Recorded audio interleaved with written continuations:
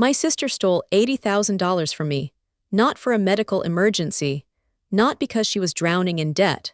She took it to pay for her dream wedding, and when I finally confronted her, my own mother told me to stop exaggerating and support the family.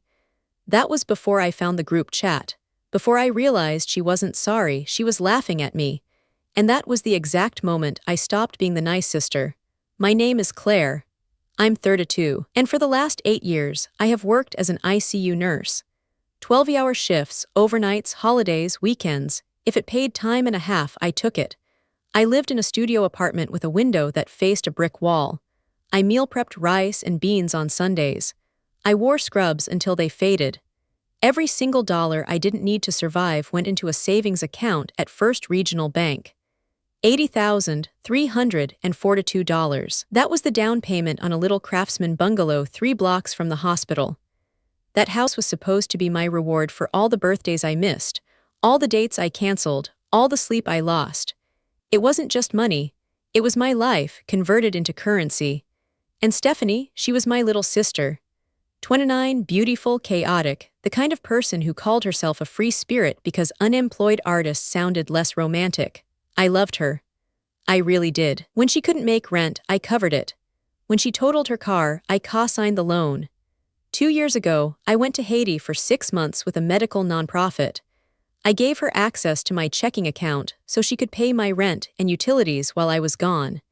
She was working as a loan officer at First Regional by then, a job I'd helped her get by vouching for her with an old nursing school friend who'd moved into bank management. I trusted her completely. She was family. The wedding was in late October. Stephanie had met Marcus at a gallery opening, and within 8 months they were engaged. The venue was a vineyard upstate, the kind of place that charges $20,000 just for a Saturday in peak season. I remember standing by the bar during the cocktail hour, still in my bridesmaid dress, watching the string lights flicker over rows of grapes. Marcus's mother was tipsy, bragging to a group of aunts about how Stephanie had paid for everything in cash. Such a savvy girl, she kept saying, paid the planner in full, no debt. Amazing for someone her age. Something cold settled in my stomach. I told myself I was being paranoid, jealous even, but that night, back in my apartment, I logged into my savings account. The balance was $4 to $7. I stared at the screen until my eyes burned.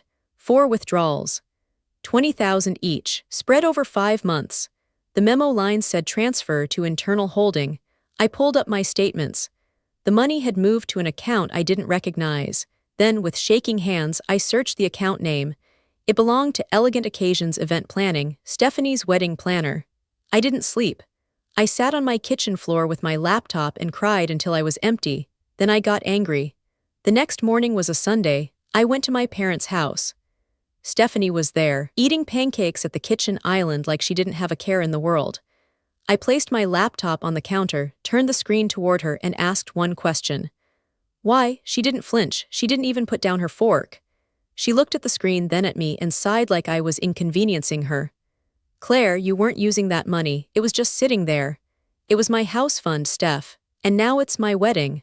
I'll pay you back. When? You make $40,000 a year. She rolled her eyes. You're a nurse. You'll make it back. You always do. You're so responsible. My mother stepped between us, her hands up like she was breaking up a playground fight. Girls, stop. Claire, it's just money. She's your sister. She'll pay you back when she can. She stole from me, Mom. She borrowed, my mother corrected, her voice sharp. And you're going to ruin this family over a number in a bank account. After everything we've been through, don't be selfish. My father stood by the sink, drying a dish, saying nothing. That silence hurt more than the words. I left before I said something I'd regret, or before I stopped caring what I said. For a week, I tried to be the bigger person. I went to work. I picked up extra shifts. I told myself that family was complicated, that Stephanie was young, that maybe she really did intend to pay me back in installments. Then, the following Saturday, I went back to my parents' house to pick up some boxes I'd stored in their garage. No one was home except the dog. Stephanie had been there earlier. Her iPad was on the coffee table, face up, unlocked. The screen was still on messages. I know I shouldn't have looked, but I did. It was a group chat with her best friend Kayla and our cousin Jenna. I scrolled up. 3 days after the confrontation. Kayla, is Claire still mad? Stephanie, lol, she was so mad. You should have seen her face. Priceless. Jenna, are you actually going to pay her back? Stephanie, with what? My salary? Please, she'll get over it. She always does. She's too good to hold a grudge. Kayla, your mom seemed on your side though. Stephanie, mom and dad always take my side. Claire's the reliable one, the boring one, the cash cow. I told them she was being dramatic and they ate it up. By the time she forgives me, Marcus and I will be married and she'll look psycho if she keeps bringing it up. She's so predictable. Work, save, cry, forgive. Rinse and repeat. Sister of the year, my hand stopped shaking. Something inside me went perfectly, terrifyingly still. I took out my phone. I photographed every message, every timestamp. Then I put the iPad down exactly where I'd found it, walked out to my car, and drove home in silence. That night, I didn't cry. I opened a new folder on my laptop. I named it Stephanie, and I started building a case. First thing Monday morning, I called Amanda Reeves.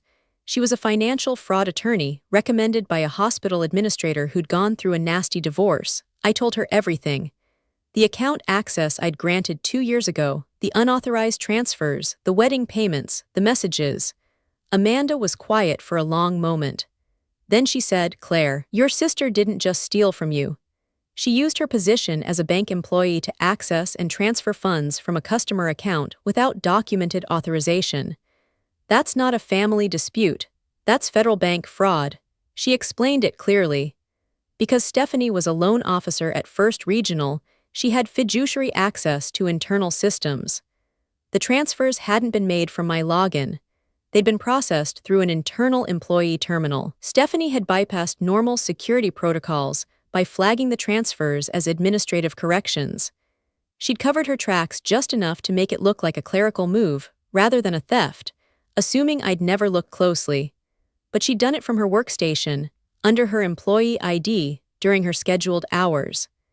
Amanda subpoenaed the bank's internal access logs. She filed a complaint with the Office of the Comptroller of the Currency and the State Banking Commission. We gathered every piece of evidence I had. The original account opening documents, the email from 2 years ago where I gave Stephanie limited access to my checking account, not my savings, the transaction records, the screenshots from the iPad, and a sworn affidavit from me detailing the timeline. I didn't post on social media. I didn't send angry texts. I didn't tell my parents what I was doing. I let Stephanie think she'd won. Let her go on her honeymoon. Let her post her sunset photos. Let her feel safe. 2 months later, the floor fell out from under her. First Regional launched an internal audit triggered by the regulatory complaint. They discovered that Stephanie hadn't just stolen from me. She'd been manipulating accounts for at least a year, small transfers from elderly clients' escrow accounts, falsified loan documentation, all buried under administrative codes. I was just the only victim who was young enough, organized enough, and angry enough to trace it back to her. She was terminated immediately. The bank's compliance officer called me personally. Miss Bennett, he said, his voice stiff with corporate fear, the bank accepts full liability for the actions of our former employee. Your funds are being restored in full with statutory interest and a damages settlement. A wire will hit your account by end of business today. $80,000, plus $12,000 in damages, plus legal fees covered, but that wasn't the end. Marcus, Stephanie's husband of 4 months, was a corporate attorney. He worked at a firm that represented the bank's biggest competitor. When the fraud investigation became an internal memo at First Regional, it crossed his desk through a colleague. He read his wife's name in a report about embezzlement and falsified records. He called me, not to yell, to apologize. He said he'd had no idea, that Stephanie had told him she'd inherited money from a gray taunt, that he'd been ready to build a life with her based on a foundation of lies. A week after that, he filed for annulment. Not divorce. Annulment. On grounds of fraudulent inducement into marriage. He submitted the bank's findings as evidence that Stephanie had concealed a felony financial scheme to secure a lifestyle he believed she could afford.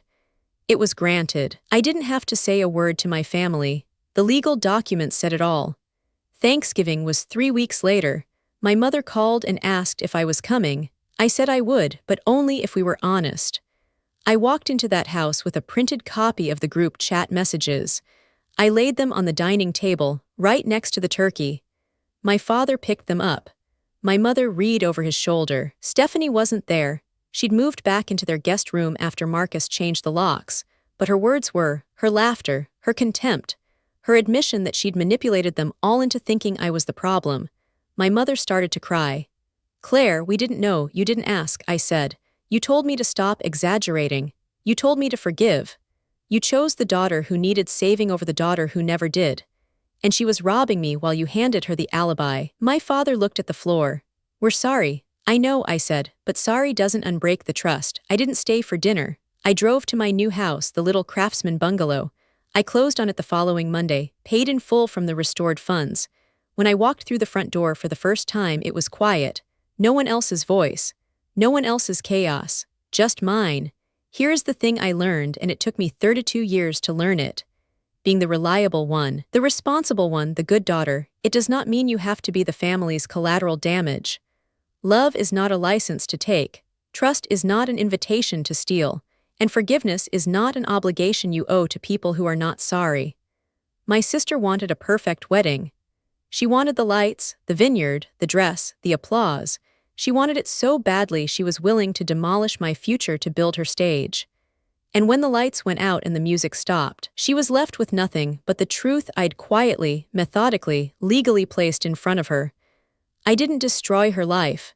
I just stopped letting her destroy mine.